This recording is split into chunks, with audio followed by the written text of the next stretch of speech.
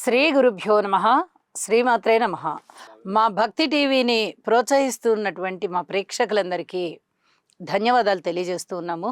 ఈ వారం రాశి ఫలితాలు తెలియచెప్పుకునే ముందర గ్రహస్థితులు ఏ విధంగా ఉన్నాయి అనేది ముందుగా తెలియచెప్పుకుందాం.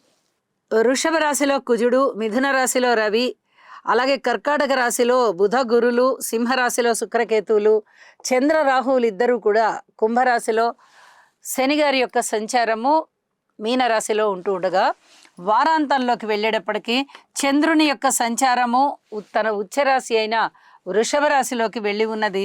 బుధుని యొక్క సంచారము వక్రించి తిరిగి మిథున రాశిలోకి వచ్చి ఉన్నది అని చెప్పి తెలియజెప్పుకుంటూ, గ్రహ సమ్మేళనాల యొక్క ఫలితాలు ఏ విధంగా ఉన్నాయి అంటే, బుధ గురుల యొక్క స్థితి ఎప్పుడూ కూడా విజ్ఞానాన్ని తెలియజేస్తూ ఉంటుంది. రెండు పరస్పరము ఒకే విధమైన బలము కలిగి ఉన్నటువంటి గ్రహాలు అవుతూ ఉన్న కారణం చేత, అలాగే గురువుగారు తన యొక్క ఉచ్చరాశిలో ఉంటున్న కారణం చేత అధికమైనటువంటి విజ్ఞానానికి ఇక్కడ చాలా అవకాశం ఉంది. రాశితో సంబంధం లేదు. ప్రతి రాశి వారు కూడా ఏదైనా వాట్ ఈజ్ వాట్ అని కనుక్కోవడానికి, శ్రద్ధగా దాని గురించి తెలుసుకోవడానికి చాలా వరకు అవకాశాలు ఉన్నాయి. విద్య మటుకు చాలా బాగా వృద్ధి చెందుతుంది. ప్రతి వారికి కూడా నాలెడ్జ్ పెరగడము, అలాగే విద్య ఏదైనా చదువు వారు ఇంకా చదువుకోవాలనుకోవడము, ఇవన్నీ కూడా చాలా బాగుంటాయి అని చెప్పి తెలియచెప్పడం జరుగుతోంది. అలాగే శుక్రకేతువుల విషయంలో అనుకూలమైనటువంటి ప్రేమ వ్యవహారాలు ఇప్పటి వరకు ఉన్నవి ఇప్పుడు కాస్త వికటించేటటువంటి పరిస్థితి కనిపిస్తోంది. ఈ విషయంలో చాలా జాగ్రత్తగా ఉండవలసిందిగా సూచన. అలాగే శని గారి యొక్క తృతీయ దృష్టి కుజుడి మీద పడుతున్న కారణం చేత ఏదైనా స్త్రీలకి సంబంధించి కడుపు నొప్పి లాంటివి, అలాగే రియల్ ఎస్టేట్కి సంబంధించి పొలాలు, స్థలాలు, ఇళ్ళు, సిమెంటు, సున్నము ఇలాంటి వాటికి సంబంధించి, ఫ్యాక్టరీలకు సంబంధించి, చెక్కకి సంబంధించి, ఇలాంటి వ్యాపారాలకు సంబంధించి కొంచెం జాగ్రత్తగా ఉండవలసినటువంటి కాలము అని చెప్పి కూడా నేను తెలియచేస్తూ ఉన్నాను. అలాగే గురువు గారి యొక్క నవమ దృష్టి శని గారి మీద పడుతూ ఉన్న కారణం చేత ఇక్కడ శని గారు ఇచ్చేటటువంటి అశుభ ఫలితాలు ఏవైనా ఉన్నాయా అంటే మిగతా రాసుల వారికి కాస్త అవి తగ్గుముఖం పట్టేటటువంటి పరిస్థితి కనిపిస్తోంది. అలాగే కుంభరాశి వారికి కానీ, మేషరాశి వారికి కానీ, మీనరాశి వారికి కానీ ఏలినాటి శని జరుగుతూ ఉంది కాబట్టి కరెక్ట్గా శని గారి మీదనే ఈ గురువుగారి యొక్క దృష్టి ఉన్న కారణం చేత చాలా వరకు శని గారి యొక్క దుష్ట ఫలితాలు తగ్గిపోయి గురువుగారి యొక్క శుభ ఫలితాలు కనిపిస్తూ ఉంటాయి అని చెప్పి చెప్తూ ఉన్నాను. అలాగే వారాంతంలోకి వెళ్ళేటప్పటికీ జరిగినటువంటి మార్పుల రీత్యా కొన్ని రాశులకి చాలా అద్భుతమైన ఫలితాలు ఉంటాయి. అయితే నవగ్రహ స్తోత్ర పారాయణాలు ప్రతివారు చేసుకోవడం మంచిది. ఈ రాహుకేతు పూజ కూడా ప్రతివారు చేసుకోవడం మంచిది అని చెప్పి తెలియచేస్తూ ఉన్నానండి. ఇక రాసుల్లోకి వెళ్దాము. మీనరాశి వారికి ఇక్కడ ఈ వారంలో ఏవైనా మంచి గ్రహస్థితులు ఉండి చాలా అనుకూలమైన ఫలితాలు ఉన్నాయా అంటే 3 గ్రహాల యొక్క స్థితి చాలా బాగుంది అని చెప్పొచ్చు. తృతీయ స్థానంలో కుజుడు బాగున్నారండి, పంచమ స్థానంలో గురువుగారు బాగున్నారు, షష్ఠ స్థానంలో కేతు బాగున్నారు. ఎప్పుడైతే ఈ 3 గ్రహాల యొక్క ఉనికి బాగుందో మీకు అనుకూలమైనటువంటి ధన ఆదాయము, అలాగే అన్నదమ్ముల సహాయ సహకారము చాలా బాగా కనిపిస్తూ ఉన్నాయి. సంతానం విషయంలో చక్కటి అభివృద్ధి కనిపిస్తోంది. సంతానంతో మీరు చాలా సంతృప్తికర వాతావరణంలో ఉంటారు. మిగతా అన్ని విషయాల్లోనూ జాగ్రత్తగానే ఉండాలి.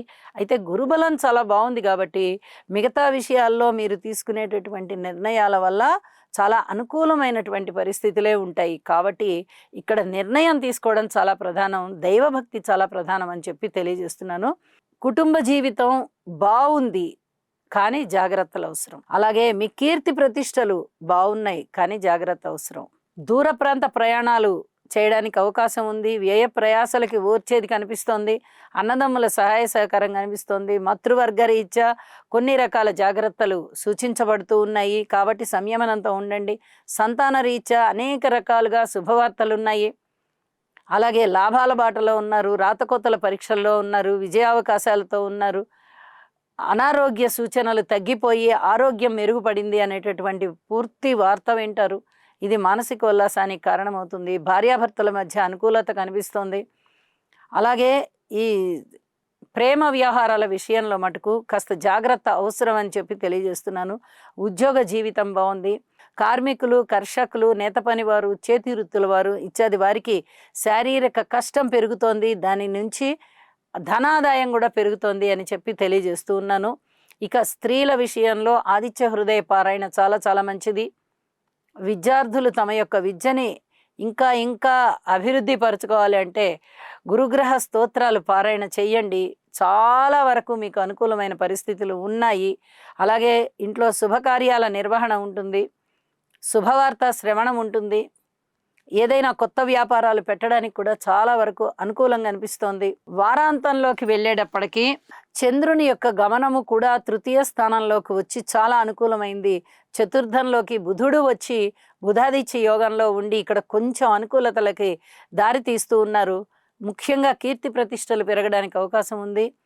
అన్నదమ్ముల సహాయ సహకార విషయంలో ఇక్కడ చంద్రుని యొక్క స్థితి సంచారము కూడా పూర్తిగా అనుకూలించి మరిన్ని మంచి ఫలితాలు ఉండడానికి అవకాశం ఉంది అని చెప్పి తెలియజేస్తూ, శని కుజ స్తోత్ర పారాయణాలు తప్పనిసరిగా చేయండి.